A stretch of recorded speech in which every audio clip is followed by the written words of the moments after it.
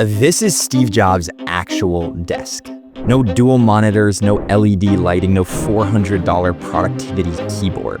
Just this.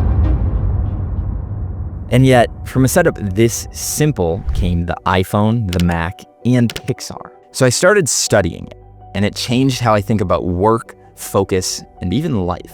Most of us obsess over optimizing our setups, but Jobs, he stripped almost everything away.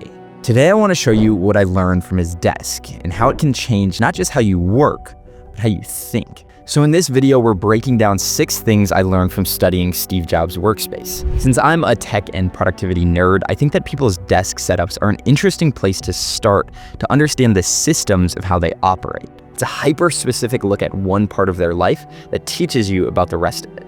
And who knows, it might just make you a billionaire. To start it off, Jobs wasn't buried in notes and productivity systems. All of his tools were there to serve one purpose, the mission. If a tool didn't help him build better products, it didn't belong. I think nowadays, and I know I fall into this, it's easy to over-optimize your workflow and feel like you always need the latest note-taking software and the Pomodoro technique and these productivity systems that you follow in the 10-step morning routine. But in doing that, it's easy to forget what you're optimizing for. The goal isn't to have the best setup, the goal is to ship great work. And so lesson 1 that I learned from Jobs is the tools should serve the mission. Second, if you look at Jobs' desk or his office, you'll notice that it feels very empty. There's not a lot in there. At first, you might think it feels almost wasted, but there's a bigger reason for this. There's a quote from Warren Buffett that I love. He said, "I insist on a lot of time being spent almost every day to just sit and think." That is very uncommon in American business. I read and think. So I do more reading and thinking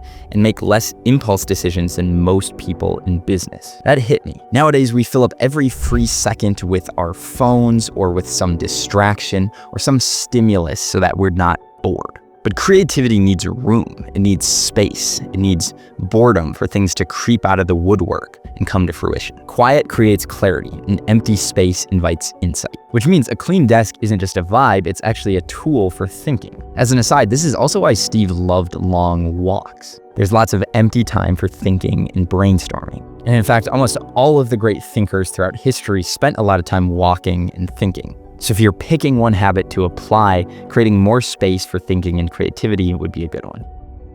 You see that big gray box on his desk here? That was the Next computer, a product that he built. He didn't need a flashy laptop stand or standing desk. He just used the thing he was making. And that's the third lesson, use what you're building. When you live in the product you're building, you're not designing for some imaginary user. You are the user, so you understand all of the inputs and needs that go into it. Now, this lesson applies best to people who are on some sort of entrepreneurial journey, but I'll throw up on screen here a bunch of different examples of how you might apply this to other areas. But really, it all comes back to just practicing what you preach, even if that just means following the advice that you give to others. If you're telling other people to do something, but you can't stick to it yourself, that's probably an issue.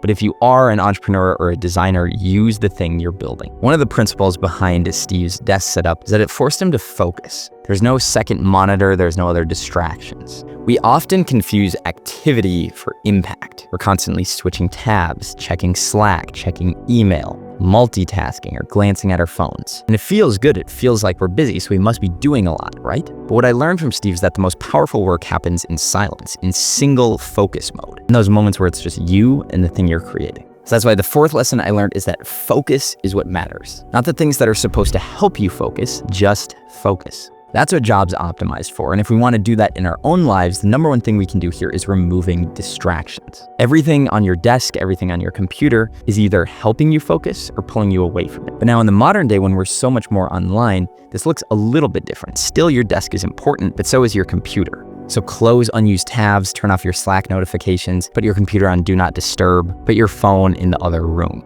Something I heard once that I like is every item is a vote for clarity or chaos. So in lesson 5, I want to expand on that idea of how to apply these principles digitally. Because maybe you can't have a minimalist office just like Steve Jobs, but you can have a more minimalist digital workspace, or at least a very focused one. So here are a few ideas of how you can apply these principles to your digital workspace. First up, clean up your files. Stop dragging everything to the desktop. Have clear folders, put the important ones on the sidebar. You should know where you're going to put every new file that comes in.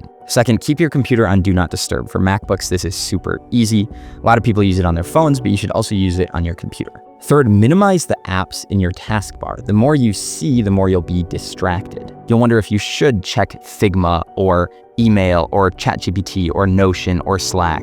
Cut it down to just the things that you really need. I've done this in my own life and it's been super helpful. Fourth, ruthlessly uninstall apps you don't use. Fewer options equals faster decisions equals better focus. This is the same reason why Steve wore pretty much the same outfit all the time. He tried to minimize the number of decisions that he had to make in a day so that when it came time for the important decisions, he could make them with clarity. Fifth is use full screen mode for single tasking. So just like Steve Jobs' one screen, go full screen to put all of your focus on the thing you're working on. Otherwise, it's easy to check notifications as they pop up on apps in the taskbar. Six is embrace a calm digital aesthetic. This one is obviously up to you, but I found that I can focus better when I have a clean and very minimal wallpaper, not too many icons. Things are more simple. Personally, I created this simple wallpaper with some reminders that I like. It's nothing too fancy, but it gets the job done and it keeps me focused while I'm working. And then lastly, number 7, every once in a while, clean out your notes app. I know we've all got a ton in there, but if you do it, you'll feel like 10 pounds lighter. Then lastly, lesson 6 is inner stillness beats outer complexity. The real magic of Steve Jobs' desk wasn't what was on it. Unfortunately, that's too simple, but it's the mindset behind it. And hopefully you're starting to pick up on that now throughout the video. He had a calmness, a stillness, a deep belief that clarity leads to quality. That kind of inner quiet can't be bought, but you can design your workspace to make it a more likely outcome. So to summarize, those are the 6 lessons that I learned studying Steve Jobs' desk setup. I'll see you next time.